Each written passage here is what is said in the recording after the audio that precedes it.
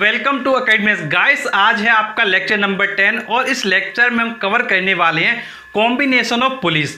Guys police को आप क्या कर सकते हैं, कंबाइन कर सकते हैं और उनको कंबाइन करने के बाद जो रिलेशन आते हैं एमए, वीआर एंड इफिशिएंसी के लिए वो रिलेशंस आप क्या फाइंड कर सकते हैं। तो गाइस कॉम्बिनेशन में देखिए क्या होता है। कॉम्बिनेशन में कुछ आप पुलिस लेंगे, उन पुलिस को आप क्या कर देंगे, जोड़ देंगे।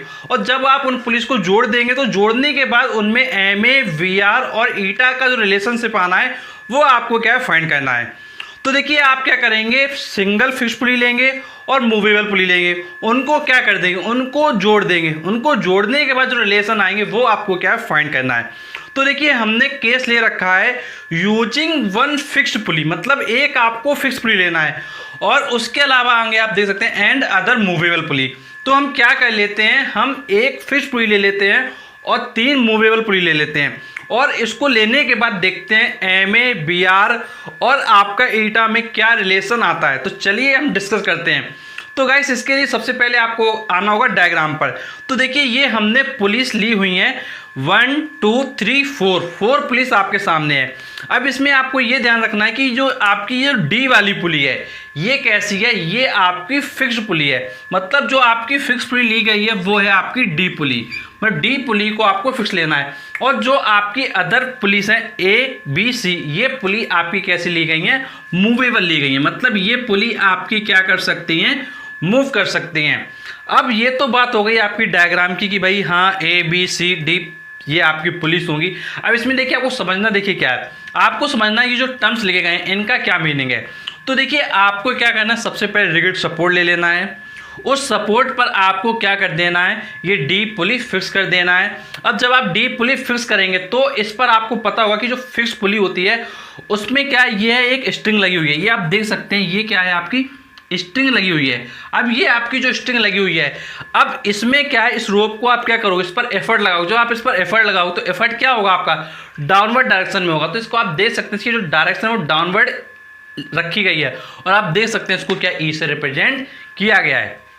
अब इसके बाद आपको पता होगा कि जैसे ये आपकी पुली यहाँ से स्टार्ट है 1 2 3 4, अब जहाँ पर पुली स्टार्ट होती है वहाँ पर क्या रखते हैं, वहाँ पर रखते हैं लोड। तो आप देख सकते हैं यहाँ पर ये लोड क्या है, कैपिटल एल क्या है, डाउनवर्ड डायरेक्शन में क्या है आपका जा रहा है।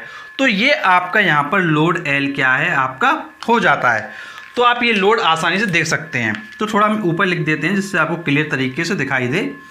तो ये आपका लोड एल क्या है यहाँ पर हो जाता है। तो अब आपको देखना है कि इसमें टेंशन वगैरह क्या होने वाले हैं। तो ये टेंशन को पहले आप समझेंगे, उसके बाद आपका क्या आर्टिकल बहुत आसानी से हो जाएगा। तो देखिए जैसे ये हमने पुली ए ले रखी है, अब जो ए पुली है इसमें आप देख रहे हैं लोड किधर है, डाउन डायरेक्शन में है और फिक्स पॉइंट किधर है, ऊपर है। अगर फिक्स पॉइंट ऊपर, टेंशन किधर होगा, ऊपर होगा। तो अपवर्ड डायरेक्शन टेंशन इधर गया और एक टेंशन इधर गया। फिर आप मूवेबल पुली वी पर आएंगे तो पुली वी के लिए हम टेंशन ले लेते हैं T2। तो इधर भी फिक्स पॉइंट किधर है, ऊपर, तो T2 इधर हो जाएगा। सिमिलरली जो आपकी पुली सी है इसमें देखिए फिक्स पॉइंट किधर है, ऊपर। अगर फिक्स पॉइंट ऊपर तो टेंशन किधर होगा आपका, अपवर्ड। तो देखिए T3 ऊपर ले लिया गया है। अब सिमिलरली आप यहाँ भी देख सकते हैं ये रोप यही है, तो ये T3 क्या है, ये भी अपवर्ड डायरेक्शन में है। तो इस तरीके से आप देख सकते हैं कि टेंशन का डायरेक्शन हो गया, लोड का डायरेक्शन हो गया, एफर्ट का डायरेक्शन हो गया। तो इस तरीके से आपका डायग्राम क्लियर हो गया। अब इसमें हमको देखना है कि मैकेनिकल एडवांटेज कैसे आप निकालेंगे। तो देखिए मैकेनिकल एडवांटेज निकालने के लिए आपको पहले लिखना है मैकेनिकल एडवांटेज का फॉर्मूला।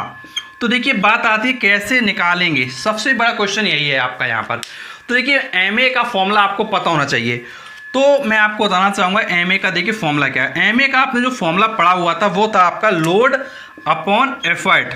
क्या था आपका, लोड अपॉन एफर्ट। तो आपका लोड अपॉन एफर्ट हो गया।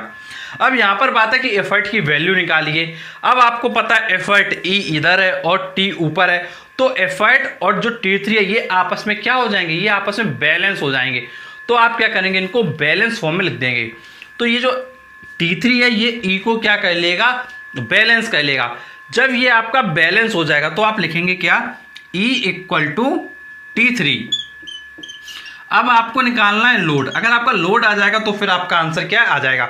अब देखिए आप खुद सोच के देखिए, अभी तक जो हमने केसेस निकाले थे, चाहे आपका सिंगल फिक्स पुली वाला हो, चाहे मूवेबल का हो, चाहे फिक्स्ड का हो, दोनों केसेस में जो वैल्यू आ रही थी एम ए वी आर की, ये क्या आई थी, कांस्टेंट आई थी। तो सिमिलरली यहाँ पर भी कांस्टेंट आएगी। तो आपको ये समझना होगा कि जो लोड आपका आएगा इसका मतलब है कि लोड आपका T3 के टर्म्स में आएगा। क्यों आएगा T3 के टर्म्स में, वो देखिए, क्योंकि जब आप यहाँ पर वैल्यू रखेंगे, जैसे आप जब यहाँ वैल्यू रखेंगे ई का, तो आप रखेंगे T3, लेकिन जो लोड का वैल्यू वो अभी आपको पता नहीं है। तो लोड जब T3 में आएगा तो T3 से T3 कट जाएगा, तो फिर आपके जो वैल्यूज वो कांस्टेंट में आ जाएंगे। अब आपकी बात यही है कि लोड कैसे निकालने, बस लोड आ गया तो फिर आपका जो सोल्यूशन है वो यहाँ पर कंप्लीट हो जाएगा। अब देखिए कैसे निकालेंगे, ध्यान से देखिए। अब देखिए पहले आप डायग्राम को देखिए बहुत अच्छे से। लोड क्या है, यहाँ पर है लोड की तरह डाउनवर्ड है, और इसको बैलेंस कौन कर रहा है, ये दोनों T1, ये दोनों T1 इसको क्या कर रहे हैं, बैलेंस करें। तो L की वैल्यू क्या हो जाएगी, 2T1। तो आप लिखेंगे L इक्वल टू 2T1, ये आपने वैल्यू लिखा। अब आपकी ये L की वैल्यू आ गई। अब आपको क्या करना है, आपको कुछ करके क्या है L निकालना है, लेकिन हमको T3 के टर्म्स में चाहिए, ये हमारे पास प्रॉब्लम है। अब हम ऊपर देखेंगे T1 को कौन बैलेंस कर रहा है, ये दो T2, देखिए ध्यान से, ये दोनों T2 इस T1 को बैलेंस कर रहा है। ये दोनों T2 क्या अपवर्ड डायरेक्शन में और T1 क्या डाउनवर्ड डायरेक्शन में। अब आप देख सकते हैं कि जो T1 है वो बैलेंस किससे होगा, वो 2T2 से बैलेंस होगा। अब आपको देखिए क्या करना है, देखिए ध्यान से देखिएगा क्या करना है। अभी मैं आपको बताता हूँ क्या करना है। अब इसमें आपने ये B पुली तक आप पहुँच गए, अब आप C वाली पुली पाइए। T2 को बैलेंस कौन कर रहा है, ये दोनों T3। तो T2 इक्वल लिखेंगे आप 2T3, ये आपका बैलेंस फॉर्म में आ गया। अब देखिए आपको क्या है, T3 के टर्म्स में लोड चाहिए, ये आपका मेन टारगेट है कि जो लोड है वो T3 के टर्म्स में होना चाहिए। अब आप देखिए क्या कर सकते हैं, वो देखिए ध्यान से।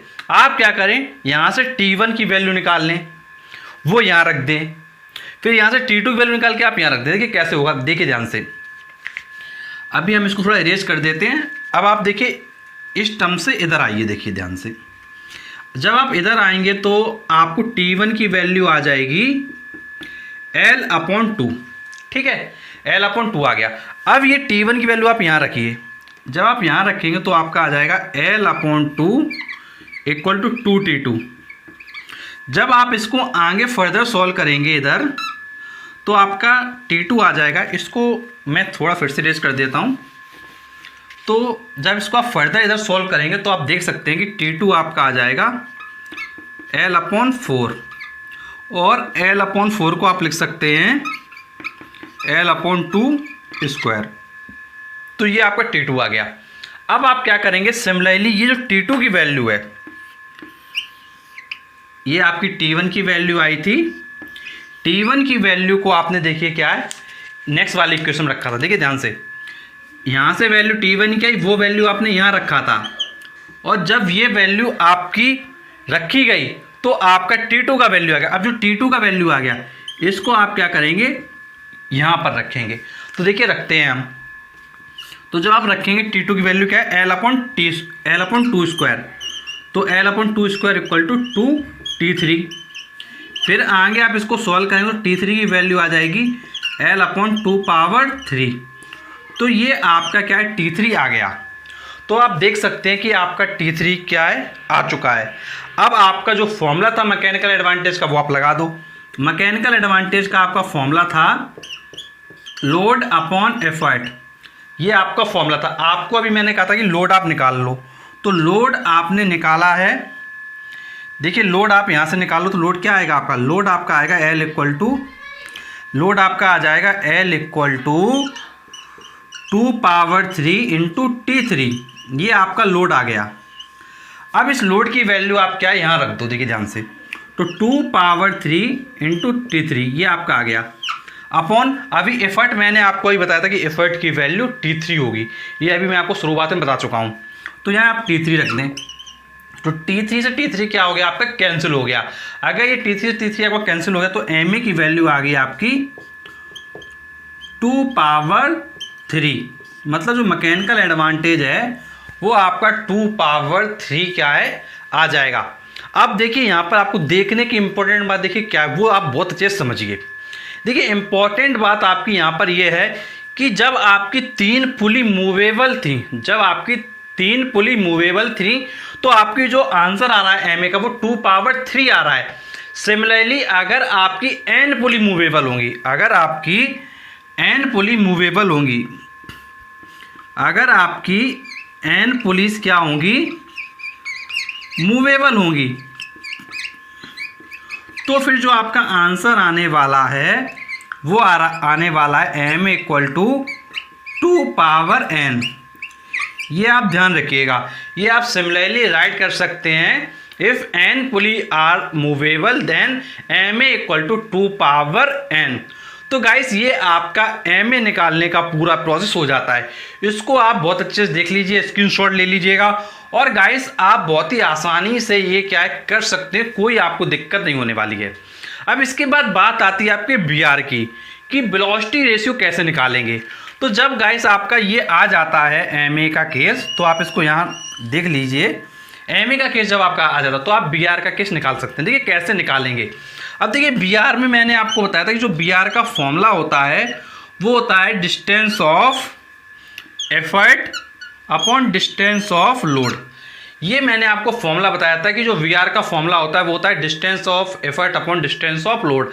अब देखिए आपको लास्ट क्लास में मैंने बताया था कि अगर आपका जो डिस्टेंस है, अगर आपका डिस्टेंस लोड का x होगा, अगर डिस्टेंस आपका लोड का x होगा, तो मैकेनिकल एडवांटेज में जो टर्म आता है, मैकेनिकल एडवांटेज में टर्म आ रहा है 2 पावर 3, तो उसी टर्म के मल्टीपल में ये डिस्टेंस आपकी आ जाती है।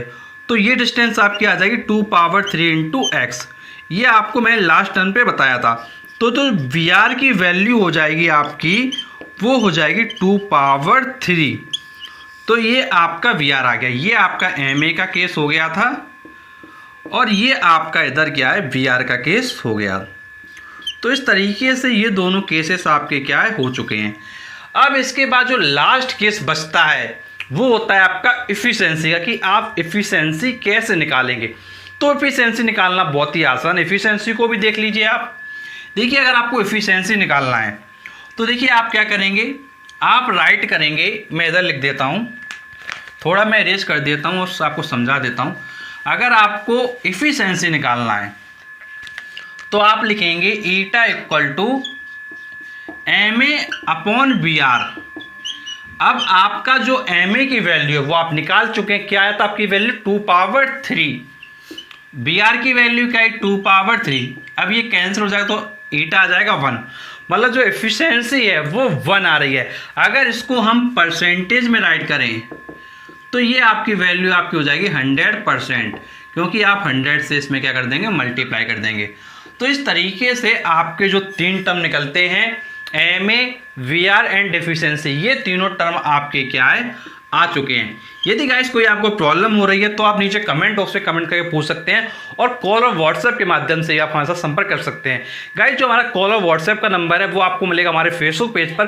फेसबुक पेज का जो लिंक है वो आपको डिस्क्रिप्शन बॉक्स में दिया गया है। आप डिस्क्रिप्शन बॉक्स में जाइए, फेसबुक पेज के लिंक पर क्लिक कीजिए। फेसबुक पेज को आप जैसे ही लाइक करते हैं तो आपके सामने हमारा नंबर आ जाता है, और उस नंबर के माध्यम से आप क्या कॉन्टैक्ट कर सकते हैं। और गाइस ऐसे वीडियोस पाने के लिए आप हमारे चैनल जरूर सब्सक्राइब करें, नोटिफिकेशन मिल दवाएं, क्योंकि हम आपके लिए ऐसे वीडियो लाते रहते हैं। तो चलिए मिलते हैं आपसे नेक्स्ट वीडियो में, तब तक के लिए शुक्रिया।